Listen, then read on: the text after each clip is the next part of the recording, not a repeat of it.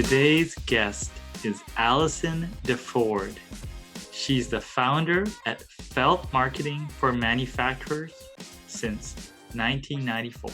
Allison, thanks for coming on the show. Thanks for having me, Tats. I'm so excited to be here. How'd you get into podcasting for yourself? Great question. I decided this year was going to be the year that I do, can I cuss on this show? That I do shit that scares me, that I don't know how to do. And because it's all about growth. And so for about a year and a half prior to this, I'd been talking with my colleague from Chicago, Ray Zaganto. And I said, dude, we need to start a podcast. And he said, okay, why? What are we going to do this on? You know, there are so many. Why does the world need one more? And I said, well, in the manufacturing world, of course, there's making chips, which is awesome. And they have an amazing audience. And then there's manufacturing happy hour with our new buddy, Chris Lukey. And I said, but I don't see anybody having courageous conversations about sales and marketing for manufacturers. I said, we have these conversations, but it's like we talk about stuff that's in our head that only people are thinking, not saying. And he said, oh my gosh, let's do it. So literally did not know how to build a podcast. And I followed Gary Vaynerchuk, his model, and just really bootstrapped it together. And it has ended up being one of the smartest marketing moves, growth moves that I've ever done in 30 years. So you mentioned courageous conversations. So, we're a manufacturer. We talk to people in the building materials and the coating industry. What conversations are people not having? What are those conversations you're referring to? Excellent question. I would say first and foremost, taking action and doing it quickly. This industry is generally manufacturing, is generally about 10 years behind when it comes to marketing, and especially marketing that supports sales and sales growth. So that's what we identified a long time ago, that it was the lack of speed, right? Because there's either too many cooks in the kitchen trying to make decisions, or they're afraid to make the wrong move, afraid to say the wrong thing, afraid to take a stand and have a personality. And so if I can help a manufacturer with one thing, I would say it's finding your voice and saying something that will matter to the people who care. A lot of the value of marketing is being early on stuff, or being first in some cases. And by the time there's a lot of social proof, a lot of the value of the marketing and the tactics are kind of sort of to leave that thing. And I guess if you're very conservative, you don't see that value. It's true. And I think you just hit the nail on the head. I started talking to manufacturers 20 years ago about you need a website. And I got feedback like, well, that's a fad. So why do we need to waste money on that? Or our customers aren't online. And I said, they're gonna be, and you need to be there. Well, guess what? Now it's hard to do business without a good website, right? Because that is your business digitally 24/7, 365. The second thing that I brought up to people 10 years ago, you need to, dive into social media. You need to start creating these conversations with people, leading the conversation, right? Because it's happening with or without you. No, contractors aren't on social media. Architects aren't on social media. Why would we need to do that? So there's always this resistance that we run into in this industry. And I find it challenging because, again, it's similar to what my experience has been this year, right? Do what scares you. So you don't have to know how to do it, but you have to trust instinctually that, hey, a professional, and I'm not the only one preaching this, look around, right? Look at what people are doing in other industries or in B2C. There's a lot of social media activity happening. Maybe we should give that some consideration and actually jump in the ring. So you may not get it right, but and I always say you don't have to God, what's the saying? Anyway, it's start something. Start where you are, use what you have, and then go from there. That's what adjusting is along the way. That's the best part of marketing. The smartest thing you can do is keep adjusting and be that whole skate to where the puck, is going to be. That has never rang more true than it does today. Mm. Because your customers are constantly evolving. And as we've seen in the last 7 months, good God, we've evolved in, 3 to 4 years in 7 months. So if you're still resisting, now you're even farther behind. So what I found, or what I'm trying to promote, is more entrepreneurship, and especially building materials and sort of manufacturing related to that. Now, I have found that there hasn't been as much entrepreneurship as I see in other industries. Why do you think that's the case? What's your theory behind that? Well, I have a theory, and I don't know that everyone will agree with me. It feels like there was more entrepreneurship 50 years ago. Mm, Right? And the reason I say that is because most of the manufacturing clients that I work with or that I even know of or admire are 50 plus years old.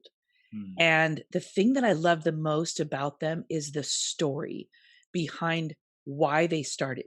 mhm, Excuse me. And it was generally a founder who saw a need to solve a problem that didn't yet exist, either for himself or herself, mhm, or for contractors, for building material people. And so what did they do? They invented it. Like Ben Garrett is the founder of a client of ours, Mission Rubber Company. And he realized that there wasn't a particular coupling that existed to connect clay pipe. So he invented it and patented it. And that's the story of every amazing manufacturer that I work with or that I like I said that I love. It's that story of bootstrapping, of creating something from nothing. And I think you're right. I think that there's a lot of entrepreneurship happening in tech, in healthcare, in a lot of different verticals. But I don't know. Maybe I should flip the table and ask you, what do you think? Because I would love to know. My best theory is that I'm going to compare it to hockey in Canada. In Okay. Canada, creates a lot of hockey players, mainly because it has a lot of attention through the media and sort of a lot of national pride associated to it. So there's a lot of focus on it. I think in Australia, sports is very good because there's a focus on it. There's a culture around promoting it, and I think like exactly, people that are 50 or 50 years ago, the prominent thing that was making the newspaper was manufacturing materials, whereas now a lot of this stuff is dominated by the next technology company. Yeah. So attention and sort of fame and all the things that go into that kind of is sort of drawing all the smartest people towards that. So I feel like that the sort of physical materials and manufacturing kind of get left behind in terms of the venture capital and all the other stuff. So that's my theory, but I could be wrong. I agree wholeheartedly. And you know what? That is one of the reasons that the manufacturer is the hero of the felt story. And I think of yours too. The fact that you are making a positive impact on the building materials and coatings industry as a manufacturer. That's what I love about you and the fact that you started this podcast and your blog is you are elevating the voice, the presence, the popularity, the cool factor of manufacturing. And that's what I want to do as well because I believe in it so much. I think it's the backbone of our country. It may sound corny to some younger people, and I may sound old, but I really feel like the the stories and the innovation and the passion is happening inside this industry, and I want to take it out into the world so that people can see it and hear the stories too, because I feel like not enough, the volume needs to be turned up because it is there's so much happening and it's so exciting. Like every day I see a new story or a new part being invented, or um, young people figuring out, hey, this is a really cool place to be. I'm so excited to be here. I want all young people to know this is possible. Yeah, you said something really sort of insightful there. You said trying to make it cool. I'm not, exactly wasn't trying to make it cool. I just we were in this area and I needed guidance because I had like you, I had a marketing agency back in the day, and I was doing all these launches in consumer products and tech and industrial. But when I got into building materials and especially coatings, it was a lot more complicated than a lot of the other industries. And I came in unprepared and I took a bunch of face plants. And I know you're doing great work in the area. I know Mark and your partner, I think Ray, is doing great work in the area. But I needed sort of more education on my part, and this sort of podcast or the stuff I've been doing is helping me more than anything to sort of become more educated and sort of at the same time try to be a resource and promote entrepreneurship. So I was just trying to solve my own problem. I love that. And, I am doing the same thing. I feel like I have learned that lesson in creating a podcast and putting myself out there because, um, you know, I think when you first start it, you think it's about you, sharing, telling, inspiring. I feel like it's been the opposite, just what you said. I have absorbed so much from, excuse me, meeting so many amazing people and hearing their story, and it's you realize real quickly you don't know what you don't know. And so, tune in tune in and really listen. And I think that's one thing that manufacturers can learn as well. And I preach this from the rooftops all the time in my LinkedIn posts and in our podcast is listen and see what's happening outside of the industry and learn from it, because it's all right there. It's like school, and it's free. But if you're not looking, then you can't see. And if you're not listening, you won't hear. So then why are you going to do anything different? I've had a lot of sort of recordings where I come in and after the conversation, I feel different. Now, can you sort of recall sort of certain episodes or certain people you brought on the show that you sort of were kind of after the episode, you were like, wow, that was a great story, or I learned something very powerful. Can you sort of share with us some stories that you have on that? Yes. Gosh, there's so many. There's three that stand out, and I'll tell you why really quickly. One is Kurt Anderson, who is the founder of b2btail.com, like retail, but B2B tail. Okay. He is the e-commerce expert for manufacturers, and he enlightened me and Ray because we thought e-commerce was something different. And Kurt will show you that it is, in fact, something that every manufacturer should be taking advantage of, and why. So I would recommend people check out that episode. The second one was with Darren Mitchell from Trout River Industries up in Canada. This guy is a powerhouse. This is a small company in a super small little town on an island, and he is broadcasting to the world and getting their attention with these simple videos, with doing things he doesn't know how to do, and he's doing it. He's leading. Um and gosh, that episode just knocked me off, on off my feet. And then the most recent, which is airing this Thursday, was with Brent Hardman from Powell. Hmm. Um never before did I think I could be passionate about bleach or bleach technologies. But after talking with this guy, he started at this company 24 years ago as an intern. Um, He's now the CEO. He bought into the company when the owner passed away with two partners. And God, just listening to this guy, it's so down to earth. And the things that he's tried and failed at and then succeeded, because and the one thing that stood out to me, and then I'll stop talking because I could go on and on about him. The owner gave him and the team permission to fail. And that really, really moved me. And because he did that, he gave them the opportunity to succeed in even bigger ways. And so I would say, yes, I felt different after finishing those podcasts. Like this energy inside of me was so uh high, like this high vibration, that I had to go back and re-listen to the episode immediately after we were done.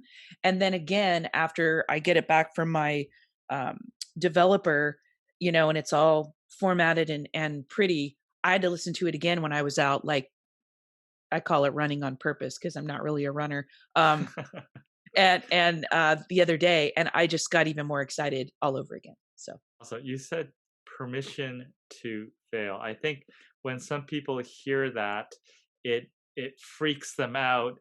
How how should you think about giving people permission to fail? Are there boundaries? How do you give guidance on that? that is a great question. From my experience, I would say, and it's funny, Tim Reflake is another voice on LinkedIn that I absolutely admire. He's a sage, um, well of wisdom when it comes to sales and selling wholeheartedly. And he said, encourage your salespeople to fail at least once every day. Mm. And I think the minute you encourage someone to fail, and I don't know about the boundaries. I don't know that you're going to encourage your team like, "Hey, see if you can go waste $1 million." I don't think boundaries, but I think if you simply say, "Hey, what if I know you guys have been talking about creating this new program for our customers. We've never done it before. Feels scary, doesn't it? Yeah. Okay. What's the worst thing that could happen? Well, it could fail. We could fall flat on our face. We could look dumb. We could lose some money. Okay. Will we go under? No. Will you be able to recover the next day on the next phone call? Well, probably. Will your ego be bruised and will it heal? Yes. Okay, go fail. Go try it. I think if we transposed, I don't know if this is the right way to say it, the word fail with try, with fearlessly. So I write about that a lot. Fear dash less. So the more you can follow that, I think you will try more, and I think you'll succeed um, a lot more than you would if just I'll try it, but I'm fearful. Yeah. So Oh, using that definition you kind of outlined there, what's been your favorite failure? oh gosh, I think my favorite failure was holding on to a business model for felt that was no longer serving us or our customers. Holding on to a relationship with a beloved creative partner that I think had run its course, and I couldn't see it. And so, quite honestly, the universe, this is going to sound crazy to some people and kind of woo woo, but sent me a message and said, you're going to have a hard time getting new business until you get a clue and you make some changes, and you're going to struggle. And so I did. And it was the hardest, this was 2.5 years ago. Hardest year, I think, of my life, other than this year, which has been the worst, best year ever for other reasons. So, and once I made that big shift and jumped, the net appeared out of nowhere and the business came back again, and it was new business and it was this different model. And gosh, I learned so much. I learned to be more fearless and to not get stuck. If something feels like it's not working, it's not working. Mm. And you need to make an adjustment. Aside from the partnership, did you go from more of a creative driven to more of a strategic results driven organization? Was that the business model shift? I think you were more on the design side of things. Would that be a correct characterization? That would be the first shift that we made, Okay. I think, about 10 years ago. Okay. We is definitely more into a strategic role because that's what we were doing for our clients. And we had to have that realization that, we had outgrown just being a design firm and we had morphed into a marketing agency, a strategic consultancy, if you will. This latest shift was really, I think, about my business model.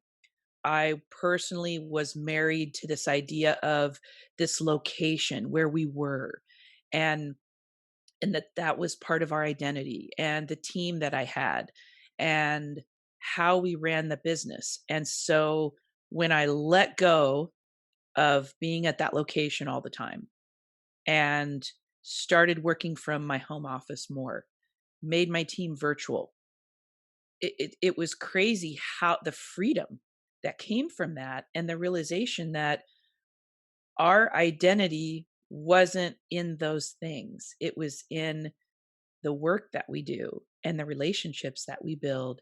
And I think the courageous conversations that that we tee up, and the energy that we bring, and the transformation that we help our customers achieve.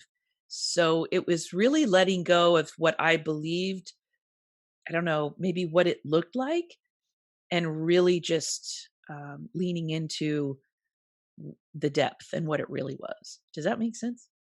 I think so. I definitely think so. Now, going forward, how do you think what you're doing now is going to evolve? Interesting question. I believe that chapter 3 is going to include a best-selling book, is going to include coaching other business owners, um, that are manufacturers, that are in charge of marketing, that are looking to, I think, really become more fearless and to take that next step. And I think really have a breakthrough. And I think the other facet of this coaching and writing will be digital courses. We're already in the works creating something for small manufacturers to help themselves to, you know, to market for themselves when you feel like, gosh, I know I need to do these things, but I can't really afford an agency. And so that's going to be our starting point is, I guess, really coaching, teaching, strategic advising. So that's what I see on the horizon.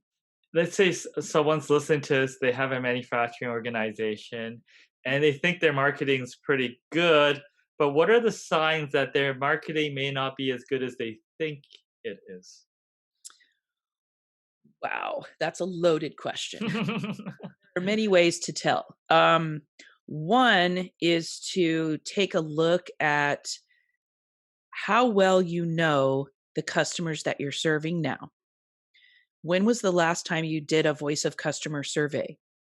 Have you ever done one? Or are you relying on, well, we think we know?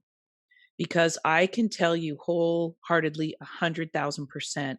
And this is coming from my buddy Mark Roberts, who everyone should look up on LinkedIn as well, from OTB Solutions, I guess the latest statistic is that like 60% of salespeople don't know how to sell digitally.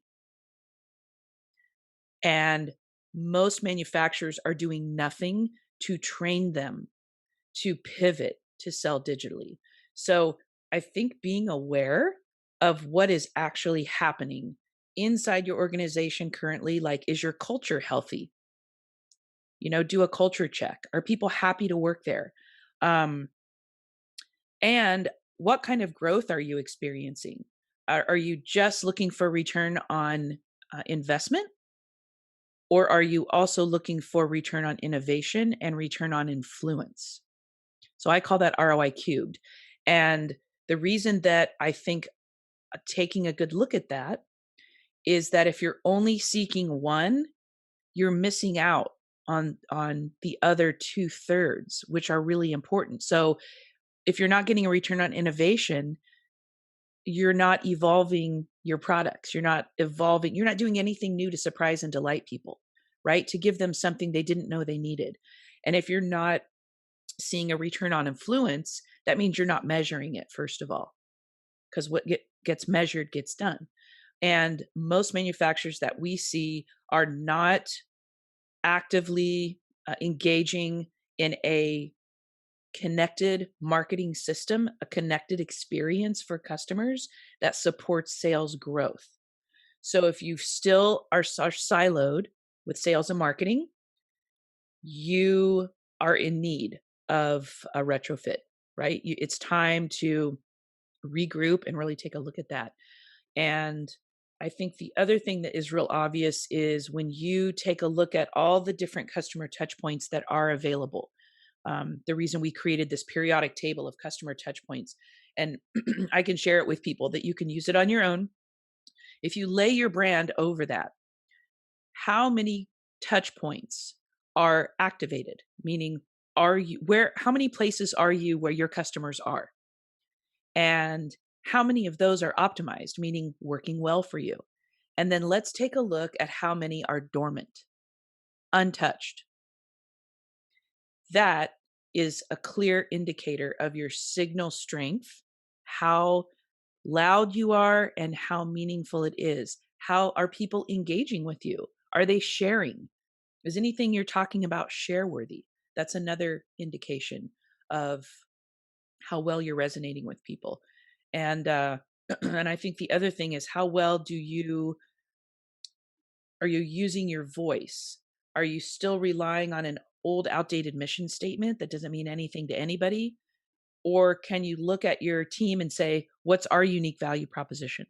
What do we bring to the table? And they can tell you on a dime because it's one sentence. It's so simple. And then can your customers tell you, what do they love about you? Well, we love so and so because they make it easy. We love so and so because they're they make codings fun, right? But it's a differentiator. So I think bottom line, and sorry, that was a lot of answer. um, I answer in paragraphs, not sentences. I would say, are you the challenger, the rival, or the leader? Mm. And if you're not the leader, why? Given what you know now, if you had to go back and give some advice to your younger self, what would you pass on? Holy cow. Besides wear sunscreen and take care of your skin, uh, it would be learn to meditate at a young age and learn to love yourself and look inward for happiness, not outward. And the reason that I would give myself this advice is it's what I've learned to help my clients with. It's so crazy how the intersection happens. Is marketing starts on the inside. And if you don't have clarity within and you're seeking success, results, happiness outside, you're doing it backwards. So start from within and make sure it's a continuous loop, if that makes sense. Mm. So I'm a weirdo. I liken everything back to marketing. I would, yeah, I would say learn to love yourself. Keep using your voice, keep doing things that scare you, and keep living out loud because the conversation is happening with or without you. So why not lead it fearlessly? And thank you to people like you who are making such a huge difference, who are making this world a better place and, not just in manufacturing, but in general. And I mean that wholeheartedly. I appreciate what you're doing and I appreciate you having me. Well, I appreciate you as well. Thank you.